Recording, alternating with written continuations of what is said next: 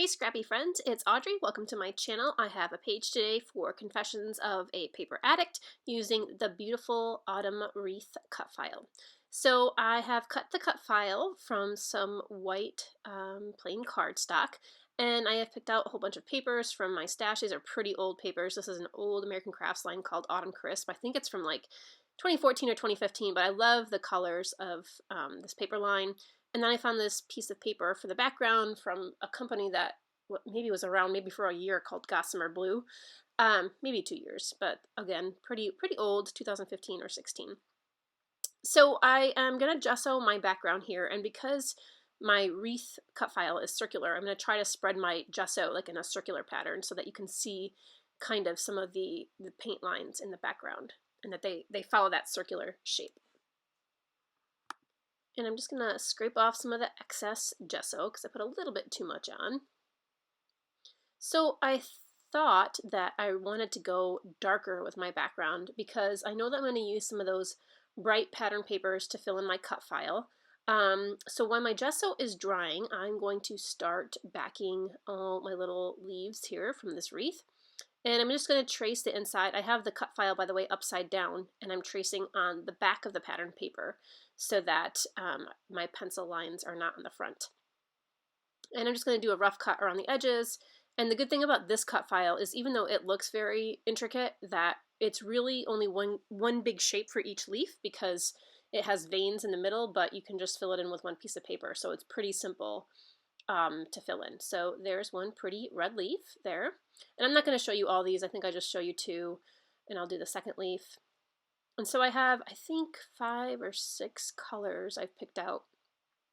And then I'm just going to kind of alternate the colors, try to balance them around the whole outside of the file. Okay, so there's 2 leaves. Voila. All right, so this is what I had started doing with my background. And you can see I had sprayed some brown spray, and I didn't show it to you because I actually don't end up using this. I like this background. It just didn't go with the cut file. So you can see I have all of the cut file shapes filled in, and again, this is really pretty, but it just wasn't, I don't know, it just wasn't the color I had been hoping for. I go through and add some more bright contrasting colors, and then I realized, wait a minute, this green is too bright, and then I thought maybe I should add some orange and yellows, so we'll go back and do that. And it kind of looks like a galaxy or something for like a space layout. I'm going to kind of wipe up that green a little bit because it was a little too bright. And then maybe I thought I'd make it a little bit more orangey, and I try some orangey yellow spray, and nope, that was too bright too. So I'm going to kind of ditch this background, I think. In the meantime, while I'm thinking about it, I'm going to go and fill in the white areas of my cut file. I decided to do this just again to make the colors stand out a little bit more. So I got out some watercolors, and I tried to match the color of the paper as close as possible, and I'm just doing with a light watercolor wash, kind of going in with a little bit darker on the veins in the middle. And again, I'm not going to show you this whole thing, but I just go through and do all the red ones first, and then I pick a different color and do those as well. But this goes pretty quickly. And again, it's really, I'm not using a ton of water. This is not watercolor paper, so you know, it doesn't absorb as well, but just a little bit of a light wash works fine.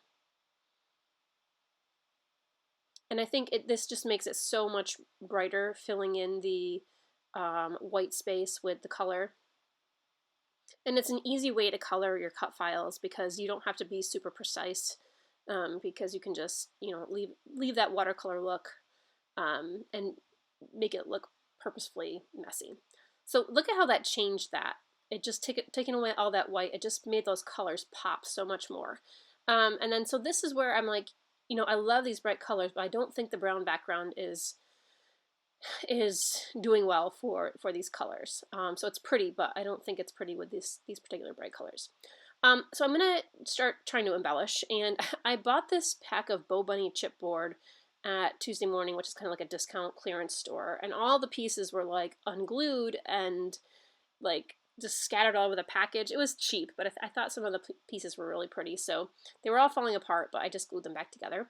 And then I have this piece of, like, their wood veneer leaves, and I actually got them at Hobby Lobby in the fall decorating section. They were like, it says table confetti, and they're wooden pieces, so I guess it's to decorate your like Thanksgiving table with. But I thought they would be really pretty in the layout, so I love them. Okay, so here's where I decided, you know what, let me try this on white paper, and I like the white a lot better, especially with these bright colors. So I am going to switch over to the white here, and let me just make sure I like the way that this all looks. So I'm adding these wood veneer pieces to the outside of the wreath and kind of having those leaves stick out a little bit more. And I'm adding a little blue bird in the top right because I have two blue leaves that are showing, and I just felt I needed another blue element in the top right, so I'll add that up there. And I did the same thing with a little red bird on my photo because I had two red leaves showing, so I wanted to balance that out. So I love this brown gingham. The acorns on my cut file are also backed with this brown gingham, so that's a pretty fall print. And I'm going to tuck that in the corner there. Okay, so I felt like I had already done so much mixed media, most of which I didn't use because I decided not to use that background paper. And I had been thinking about trying this technique, so I'm just using the wand of my my Shimmerz ink here. And this color, by the way, is called Treasured Hymn, and Hymn. And I'm kind of making like a messy wreath, kind of make it look like sticks. And so that's what I'm trying to, the effect I'm trying to go for here with my wand.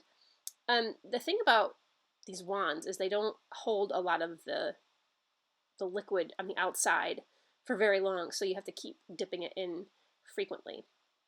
You can see I'm literally just sketching with a wand, and then I go through and I'm going to do some splatters. And then I think I'm going to go back in with a couple other colors, a little bit of an orangey color. This is a super old Shimmerz that I have in my stash. It's called Fiesta. And I love the way that looks. I love the little bit of, you know, sketchy dark brown lines in the background. So I cut out this section of the wreath because it goes behind my photo, and I didn't want to waste those leaves that I had already backed. So I'm going to cut them out, and I'm going to use them behind my photo, but so that you can see them. So I'm going to stick them out a little bit. And I'm going to pop this off the page, so I put some foam squares behind everything. Okay. I got to make sure that still looks circular, even though I cut it apart. So I'll cut these leaves off, and now, again, I'm just sticking them out here so that, you know, you can see parts of those out. This acorn down at the bottom. I have to pop my photo off too so that it matches the height of the wreath. And there we go. Okay, I'm going to glue down those leaves a little bit better.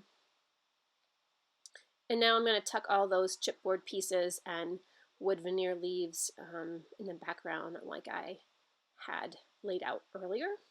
They're not in the exact same spot, but, and again, I'm trying to balance the distribution of these, especially these darker pieces, because I want those to kind of carry around the page.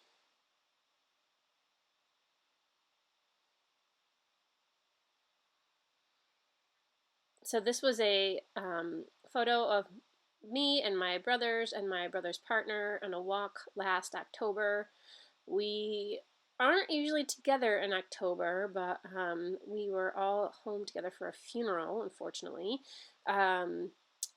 And it was a rainy day, but we all decided we wanted to get out in the house. It had been kind of a really somber weekend, and we went out for a long, kind of drizzly, rainy walk, but it was still really pretty because it was fall, and we just all talked, and it was just a really nice time during a not-so-nice weekend. But, yeah, so I just wanted to document this time that we spent together. Okay, so I'm going to glue these chipboard pieces on. By the way, I think I used that entire pack of that BoBunny chipboard on this layout, except the deer. I didn't really like the deer anyway, so I'll probably just toss that. So I have some glitter and some rhinestones on those chipboard pieces, but I just felt I needed a little bit more sparkle, so I'm going to use these bronze colored sequins from Close to My Heart, and I love these because they already have glue on the background, so they already have glue dots, which is awesome. And so I'm just going to scatter those around. They're kind of like an orangey brown, very pretty.